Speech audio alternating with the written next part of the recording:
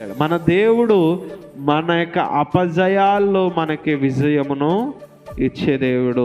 మన ఓటమిలో మనకు ఆయన విజయమును ఇచ్చే దేవుడు. ఆ రాత్రంతా ప్రయాసపడిన ఒక్క చేప కూడా పేతురుకి దొరకలేదు. కానీ యేసుక్రీస్తు ప్రభు వారి యొక్క మాటను విని ఎప్పుడైతే పేతురు వల వేశాడో అప్పుడు 2 దోణెలు నిండా సరిపడిన చేపలను పేతురు పట్టుకున్నాడు.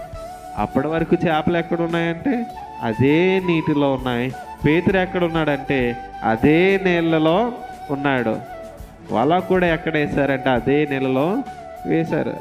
కానీ చేపలు పట్టడం అది దేవుడు అనుగ్రహించిన కృప. మనం ఎన్ని చేసినా ప్రతిఫలం అనేది ఎవరి చేతిలో ఉందని మనం తెలుసుకోవాలి.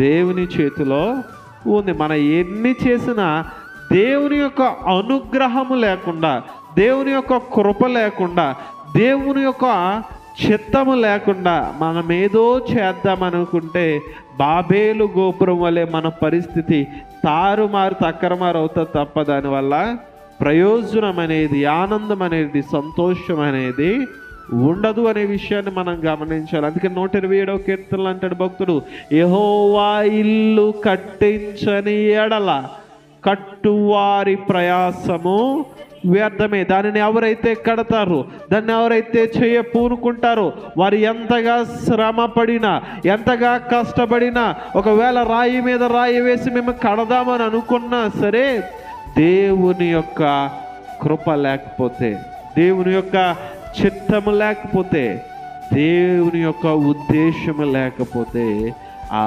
ఇల్లు కట్టబడదని 127వ కీర్తన 1వ వచనంలో భక్తుడు అంటాడు. దేవుని యొక్క చిత్తము, దేవుని యొక్క ఉద్దేశము మన జీవితంలో లేకుండా మనం ఎంత ప్రయాసపడినా, ఎంత కష్టపడినా అదంతా కూడా ఎలా ఉంటుందంటే బూడిదలో పోసిన పన్నీరు వల్లే ఉంటుంది. దానివల్ల ఎలాంటి ఉపయోగము కూడా అది ఉండదు అనే విషయాన్ని గమనించాలి.